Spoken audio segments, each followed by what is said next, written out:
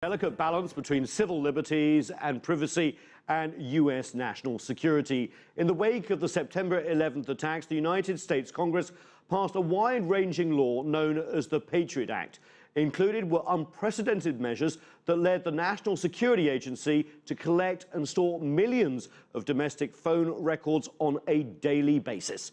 Fast forward to earlier this month, when a U.S. federal court ruled the data gathering illegal.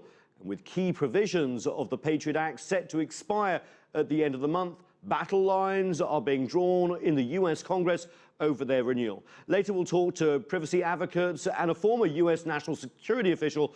But for more on the future of the Patriot Act, we turn to our newsroom and CCTV's Sean Calebs.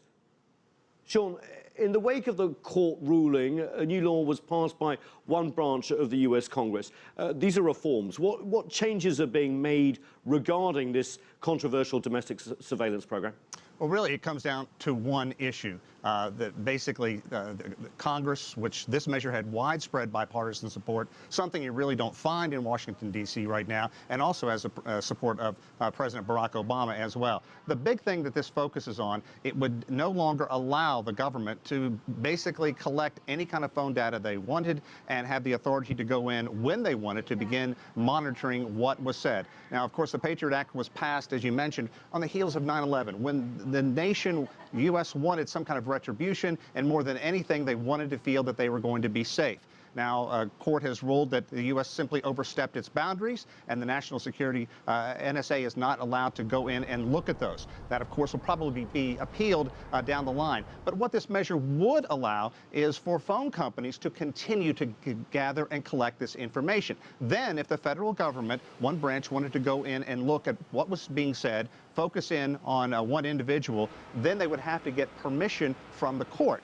But this measure, which is actually called the USA Freedom Act, you can almost see representatives waving flags from the chambers as they approve this measure. What this would, in essence, do would also provide a civil libertarian to act on behalf of citizens to make sure that their civil liberties, Nathan, would be protected. So I suppose, Sean, the debate now is whether this could strengthen or weaken U.S. national security.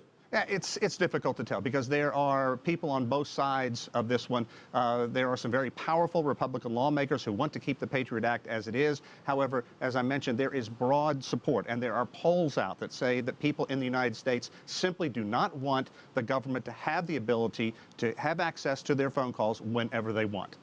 Well, as we said earlier, key provisions in the old law, the Patriot Act, are set to expire at the end of this month. This new version faces some stiff opposition in the other congressional body, the Senate, doesn't it? And there's presidential politics coming up too. Yeah, without question. This is going to be interesting because a very powerful Republican Senator, Mitch McConnell, is in support of fully approving the Patriot Act, at least for a few months, to go in and be allowed to have more debate over this issue. And there is not a lot of support on Capitol Hill for this right now. It's also interesting because the man that McConnell is supporting for president, Rand Paul, he wants this measure to end right now. He wants the Freedom Act to be approved, and he wants American civil liberties to be supported. So this is interesting the way it's moving forward. And even if it is approved, it's still facing probably a measure down in the high court later on. The debate continues. Thanks, Sean. That was CCTV's Sean Calebs reporting from our newsroom.